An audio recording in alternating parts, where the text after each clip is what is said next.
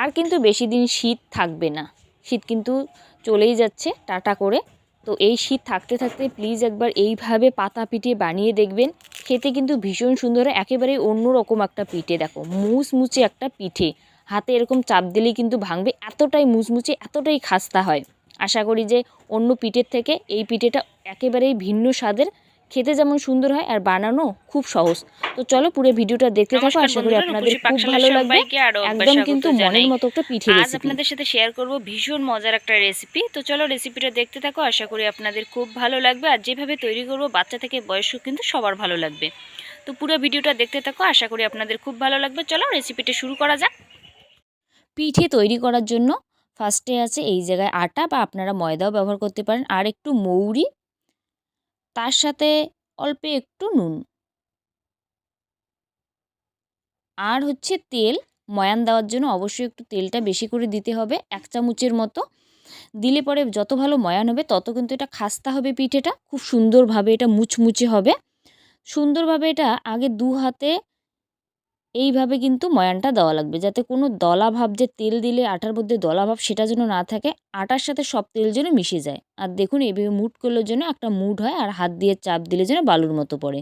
এরপর অল্প অল্প জল দিয়ে একটা ডো তৈরি করা লাগবে, শক্ত নরম এই ডোটা কিন্তু হবে না, একটু শক্ত মতো ডো করা লাগবে। আপনাদের কাছ থেকে দেখাচ্ছি ডোটা কতটা শক্ত, ঠিক যেন এরকম হয়, দেখুন এরকম যেন হয়। আর ঢাকনা দিয়ে 15 মিনিটের জন্য রাখা লাগবে রেস্টে।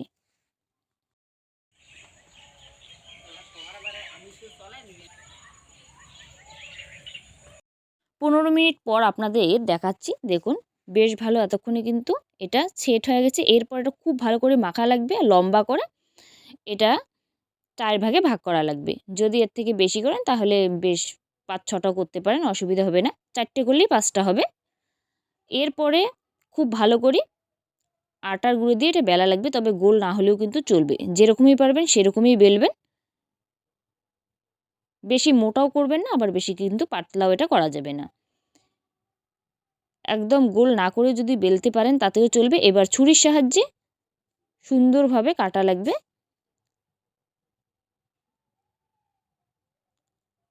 চারদিকেই সুন্দরভাবে কাটা লাগবে এইভাবে।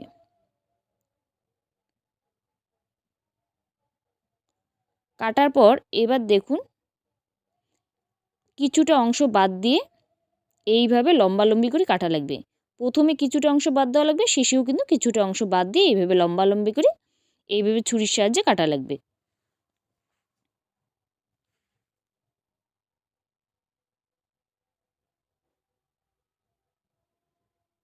কাটার পর লাস্টের যে এই অংশটা এইভাবে একটু কুচি কুচি করা লাগবে। আপনারা পুরো ভিডিওটা দেখুন, এই যে পুরো অংশটা একখানে জড়ো করা লাগবে। এইভাবে জড়ো করার পর হাতের সাহায্যে বেশ ভালো করে এইভাবে কিন্তু একটু প্রেস করে চাপ দেওয়া লাগবে, যাতে এক জায়গায় এটা আটকে থাকে সুন্দরভাবে।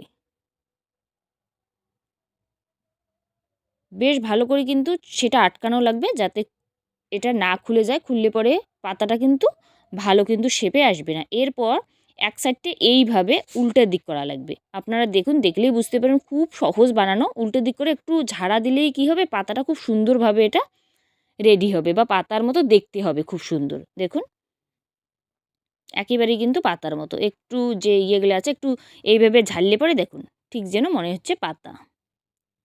তো আরও একটা আপনাদের বানিয়ে দেখাচ্ছি, যাতে আপনাদের কোনো অসুবিধা না হয়।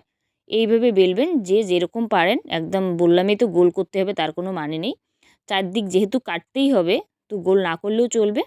4 সাইডে এই পাশে কাটা লাগবে একেবারে চৌকো করে।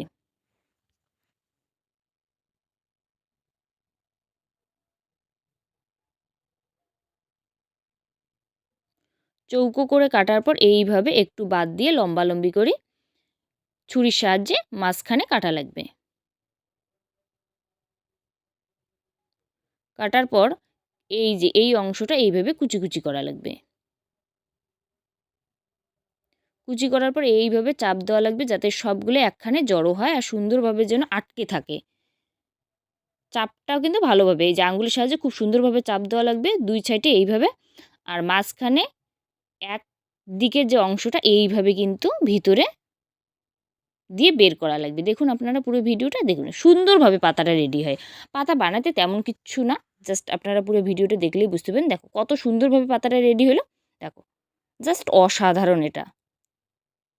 সুন্দরভাবে সব পাতাই কিন্তু রেডি, বললাম না 5টা হবে, কারণ 4টা যেহেতু করছি তার সাইডগুলো আছে, তার থেকে আরও একটা রুটি বেলে নিয়ে সেম একইভাবে করলাম। এবার কড়াইতে তেল দিয়ে তেলটা হালকা মতো যখন গরম হবে তখন এটা দেওয়া লাগবে। আর হ্যাঁ, গ্যাসের আঁচটা অবশ্যই কিন্তু একটু লোতে করে এটা ভাজা লাগবে একটু সময় নিয়ে, তাহলেই কিন্তু এরকমই মুচমুচে হবে।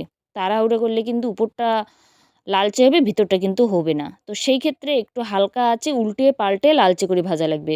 একটু সময় নিয়ে ভাজলে খেতেও যেমন সুন্দর হবে, একেবারেই মচমচে হবে ব্যাপারটা। দেখুন ঠিক এইভাবে কালারটা যখন আসবে এটা কিন্তু নামানো লাগবে। এটা একেবারেই রেডি, সুন্দরভাবে কালার চলে এসছে। এরপরে তেল ঝরিয়ে এটা নামানো লাগবে।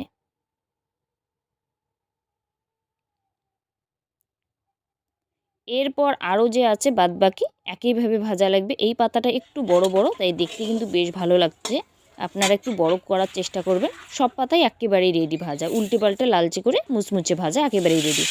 এরপর কড়াইতে চিনি আর একটু জল আর একটা হচ্ছে কিন্তু ছোটো এলাচ দিয়ে খুব ভালো করে শিরা তৈরি করা লাগবে। এই শিরাটা মোটা হবে, অবশ্যই মোটা শিরা, 1 তার 2 তার, এটা কিন্তু না একেবারেই মোটা শিরা যখন হবে, চটচটে শিরা, তখন এই পাতাটা দিয়ে উল্টে পাল্টে 2 মিনিটের মতো এইভাবে নাড়াচাড়া করে কিন্তু নামানো লাগবে। দেখুন আপনারা পিঠেটা কত সুন্দরভাবে পাতা পিঠেটা রেডি হয়, খেতেও যেমন সুন্দর, দেখতেও কিন্তু ভীষণ সুন্দর হয়, একেবারেই মুচমুচে।